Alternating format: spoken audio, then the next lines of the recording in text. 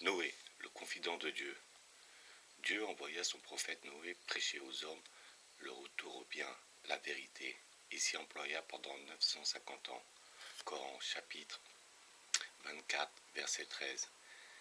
Mais bien peu l'écoutèrent. Il fut persécuté, injurié malgré son inépuisable libéralisme. Désespérant d'inculquer la foi, il pria pour les incrédules et demanda au Seigneur, ouvrez les guillemets, de ne pas semer et multiplier les infidèles sur la terre. Il lui fut répondu, ouvrez les guillemets, commence la construction de l'arche, je veux que ces insensés, ces criminels périssent par l'eau qui jusqu'aujourd'hui leur a apporté la vie. Noé se mit au travail avec ses 3 fils, à Koufa, près de la Mecque. Selon le témoignage que rendit Sem après sa résurrection par les prières de Jésus, l'arche de 1,200 coudées de long sur 600 de large présentait la forme d'un oiseau ayant la tête d'un paon, les yeux d'un aigle, la poitrine d'une colombe, la queue d'un coq. Elle était calfatée et enduite à l'intérieur et à l'extérieur avec de la résine et de la poix. Ensuite, Noé exécuta un sarcophage en forme de coffre pour y placer les restes d'Adam. On a dit plus naturellement que l'arche avait la forme d'un poisson.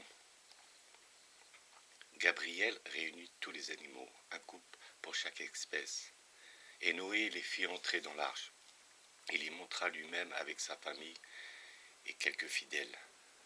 Pendant 40 jours et 40 nuits, les sources de la terre et les nuages du ciel versèrent des torrents d'eau. La surface du globe fut submergée partout, sous une hauteur de plus de 400 coudées. Canaan, fils de Noé, refusa de monter dans l'arche, comptant se sauver sur une montagne, mais le flot l'atteignit et le noya. Coran chapitre 11, verset 45. Partie de Koufa, l'arche fit 7 fois le tour de la mosquée de la Mecque. Ensuite, elle parcourut le monde et enfin s'arrêta sur le sommet du mont Djoudai, selon la tradition des Chaldéens. Pendant ces 5 mois, l'arche fut éclairée par 2 disques lumineux que Dieu avait fixés aux parois intérieures de son coffrage. L'un semblable au soleil, l'autre pareil à la lune, et qui marquait les heures des prières de jour et de nuit. Comme il y avait dans l'arche beaucoup d'immondices dont il fallait se débarrasser, Noé, par ordre de Dieu, passa la main sur le dos de l'éléphant. Celui-ci donna naissance à un porc qui nettoya l'embarcation de toutes ses impuretés.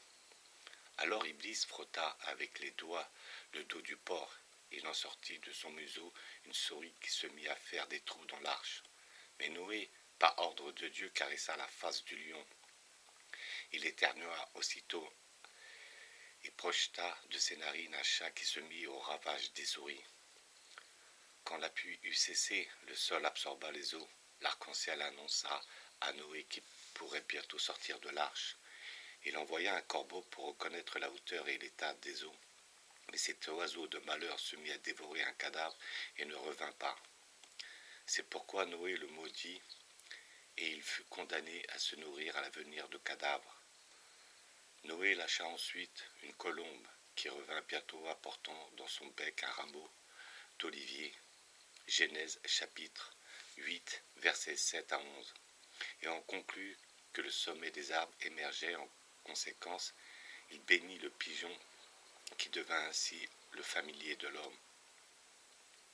Il leur envoya plusieurs fois à la découverte, et lorsque l'oiseau revint, les pattes imprégnées de limon fraîchement déposées, il fit sortir tout le monde de l'arche, en tout 80 personnes, qui s'établirent d'abord dans un village dit des 80, puis périssent pour la plupart à cause de leur ingratitude.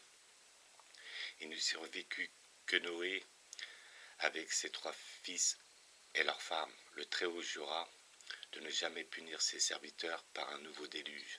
Genèse chapitre 8, verset 21. Réjoui de cette promesse, Noé partagea la terre entre ses 3 fils. À Sem, qui était le plus intelligent, il donna la Syrie, la Mésopotamie, la Perse, la Grèce, qui devint le centre de la civilisation, Japheth reçut la Chine, le Turkestan, le pays des Slaves, la région autour de la mer Caspienne, contrée où les habitants sont nobles et braves. Cham eut l'Afrique, l'Éthiopie, l'Abyssinie, l'Inde, le Sindh et le pays des Noirs. Un jour que Noé s'était endormi, Cham se moqua de la nudité accidentelle de son père. Ses deux frères, au contraire, la couvrirent. À son réveil, Noé maudit Cham et déclara que ses descendants seraient les esclaves des descendants de Sem et de Japheth. Genèse chapitre 9, versets 21-27. Quelque temps après, la femme de Cham mit au jour ensemble deux enfants de sexes différents, tous deux noirs. Cham apprit alors par ses deux frères la malédiction prononcée contre lui et cessa pendant quelque temps ses rapports avec sa femme. Puis il les reprit et eut encore deux enfants noirs. Alors il se résigna à sa destinée. Quand la terre eut repris un aspect prospère, Iblis vint trouver Noé et lui dit, ouvrez les guillemets, à cause du grand service que tu m'as rendu, je veux répondre sincèrement à toute question qui te plaira aujourd'hui de me poser.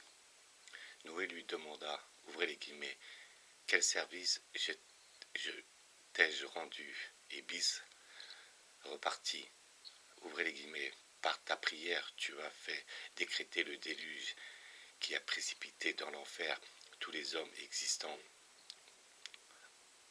Tu m'as épargné ainsi beaucoup d'efforts. Noé alors se repentit de sa prière. Il vécut encore un grand nombre d'années. Quand il mourut, ses enfants l'enterrèrent à Jérusalem. Noé était de haute taille et corpulent, avec des bras et des jambes grêles. Il avait le teint mat, de grands yeux, la barbe et les moustaches raides, et était sujet à de violents accès de colère, ce qui n'excluait point chez lui une grande longanimité. Il était très reconnaissant, très vertueux et d'une générosité sans limite. On lui attribue de nombreux miracles, notamment d'avoir guéri de la stérilité une de ses filles en posant un doigt sur son nombril. On l'a surnommé le chef des prophètes et le confident d'Allah. Les fils de Noé et leur postérité, Japheth. Quand Japheth, qu'on dit avoir été un prophète, prit congé de Noé, au pied du mont Jodaï, il lui demanda de lui apprendre une prière au moyen de laquelle il pourrait à volonté obtenir la pluie. Le mont Jodaï, situé en Turquie. Noé s'adressa à Dieu et Gabriel lui apporta, de la part du Très-Haut, le nom ineffable que Noé grava sur une pierre, ouvrez les guillemets, la pierre de pluie. Japheth parcourut tout son empire, en menant la vie nomade et instituant de bonnes coutumes. On dit qu'il fonda une des grandes villes de la Chine. Il eut 11 fils, Turcs, Kars, Rus, Az, Sagalab, Kamari, Shin, Kedjil, Sadsan, Baraj et Manchaï. Turc, son successeur est le plus intelligent de ses fils. Brave, honnête et perspicace, fut le premier qui explora ces contrées, le Turkestan, et s'établit dans une vaste et magnifique plaine renfermant un lac d'eau chaude. Il inventa les tentes faites de peaux de bêtes et régna glorieusement. Son fils, Fuduc, fut le premier qui mit du sel dans les aliments. Kars s'établit au nord et inventa la crémation des morts. Quelque temps après, Rus vint au pays de Kars et, de son consentement, s'établit dans les contrées voisines. Az occupa la Bulgarie et y fonda des villes, mais ayant pris par ruse à Turc, entre guillemets, la pierre de l'appui, il eut à le combattre. Depuis lors, les descendants de ces deux princes sont restés ennemis. Sagalab, n'ayant pu obtenir des terres ni de Rus, ni de Kamari, fut dut s'enfoncer dans l'extrême nord aux 64 degrés de latitude et occupa la région au-delà des 7 climats. Le froid l'obligea d'avoir des habitations souterraines. Les Lapons, les Esquimaux. Kamari, joyeux compagnon, grand chasseur, s'établit sur les confins de la Bulgarie et inventa les vêtements et les fourrures de peau de bête. Chine édifia une grande ville dans la contrée à laquelle il y a donné son nom. Très industrieux, très habile, il inventa le dessin, la confection et la peinture de différents tissus, la culture de verre à soie et toutes les industries qu'exercent les Chinois. Son fils, Machine, enseigna l'art de filer et de tisser la laine et la soie. Grand chasseur, il prit un jour à Anka, oiseau merveilleux, et adopta ses plumes pour aigrette des guerriers. La descendance de Japhet devint si nombreuse qu'elle se divisa en nations qui parlaient 36 langues. Un certain nombre d'entre elles restèrent nomades, comme les Turcs, les Mongols, les Tartares et les Rabjaks.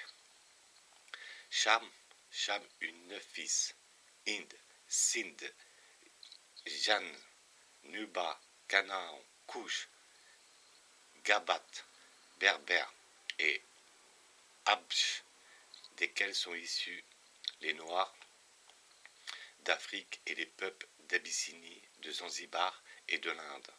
Sem fut un des plus grands prophètes et le fils préféré de Noé, qui lui transmit tous les secrets de la prophétie et de l'apostolat, commanda à toute sa descendance de lui obéir et lui attribua toutes les régions tempérées du globe où devaient naître, issus de lui, la plupart des saints, des prophètes, des rois, des chefs, des peuples et des dévots. Il eut 9 fils, notamment Arphaxad, le père des prophètes, de Kamart, le père des rois qui régna sur toute la race de Sem. Après que cette race se fut multipliée dans la Babylonie, le Yémen, l'Ad-Raman, les 2 Médis et la Perse, les Sémites émigrèrent à l'est et à l'ouest. Ils se mêlèrent aux enfants de Japhet et de Cham et construisirent des villes et des villages. Le prophète Hud et sa mission chez le peuple d'Ad. Le peuple d'Ad était une tribu d'Arabes d'une taille, d'une force et d'une bravoure extraordinaire. Les plus grands avaient 100 coudées et les plus petits 60. Très cruels, ils étaient adonnés à l'idolâtrie et à beaucoup de vices. Le prophète Hud envoya vers eux, essaya en vain de les convertir par la prédication et l'aumône d'abord, puis par la famine. Dans leur détresse, ils envoyèrent une députation à la Mecque, comme c'était alors l'usage chez les infidèles, aussi bien que chez les croyants. Après s'être attardés dans les plaisirs, ces envoyés demandèrent à Dieu le don d'un nuage. Le Très-Haut leur laissa le choix entre 3 nuages de couleurs différentes. Ils prirent le gris, et ce nuage composé de cendres brillantes anéantit la tribu. Et comme elle persista jusqu'à la fin dans l'impénitence, un vent violent la précipita dans l'enfer. Hud se réfugia dans la Mésopotamie avec 400 convertis et les établit dans le pays Adraman. Quelques-uns le suivirent à la Mecque, où tous finirent leur jour. Leurs tombes sont situées entre la maison de l'assemblée et la porte du prophète. On raconte que tous les prophètes qui reviennent sauf de la guerre contre les infidèles, descendants de Caïn, se fixent à la Mecque, où ils vivent secrètement jusqu'à la fin des temps. Hud ressemblait beaucoup à Adam et avait tout le corps très velu. Son nom en hébreu est Aboud. Il était très aumônieux et faisait quelquefois du commerce. Il suivait la loi de Noé. Il opéra beaucoup de miracles, notamment celui-ci. Il changea de vastes étendues de sable aride en de super prairies pour l'usage des Had, qui lui avaient promis de se convertir à ce prix et manquèrent à leur parole. On rattache à Hud la légende du roi Shaddad. Hud lui avait promis le paradis s'il voulait se convertir. Pour réponse, le roi, à l'aide de ses immenses richesses, avait fait exécuter par son architecte un paradis sur la terre. Mais au moment où Shaddad, revenant d'une guerre, allait jouir de la vue de cette demeure rivale de celle de Dieu, Azraïl, l'ange de la mort, s'empara de lui sans lui laisser le temps d'y donner un coup d'œil et le précipita dans l'enfer avec toute son armée. Depuis lors, cette demeure merveilleuse n'a été vue que par Mohammed et ne sera vue par nul autre jusqu'à la résurrection. Salah, prophète du peuple de Tamoud, fils d'Ahaber et petit-fils de Sem. Salah était de la tribu de Tamoud, qui habitait l'Ijar, situé entre Ejaj et la Syrie. Après la destruction d'Ehad, cette tribu occupa et repeupla leur pays. Puis elle se révolta contre le Seigneur qui l'avait comblé de bienfaits. Dieu envoya Salah pour la ramener à l'obéissance à sa loi. Celui-ci, luttant de miracles avec les prêtres des idoles, transforma une pierre en une chamelle, allaitant son petit. Mais deux méchantes femmes, An-Nézar et Sadaf, tirent par des affidés, tuèrent la mère et fuirent le chameau. Des anges lapidèrent les auteurs du crime. Mais les deux femmes persuadèrent aux infidèles de mettre à mort le prophète. Mais celui-ci leur annonça que leur figure allait devenir jaune un jour, rouge le lendemain et noir le surlendemain, qu'ensuite Dieu les détruirait. Cela eut lieu en effet. Salah emmena au pays des Philistins le petit nombre de fidèles qui se trouvaient parmi eux. Dans ses voyages lointains, Salah vit un ermite habitant seul les ruines d'une ville qui avait été détruite à cause de son impiété, et un autre dans une île dont les habitants avaient eu un sort pareil. Salah était beau et grand. Il avait le teint blanc et les cheveux noirs, la barbe et la moustache. Il était éloquent.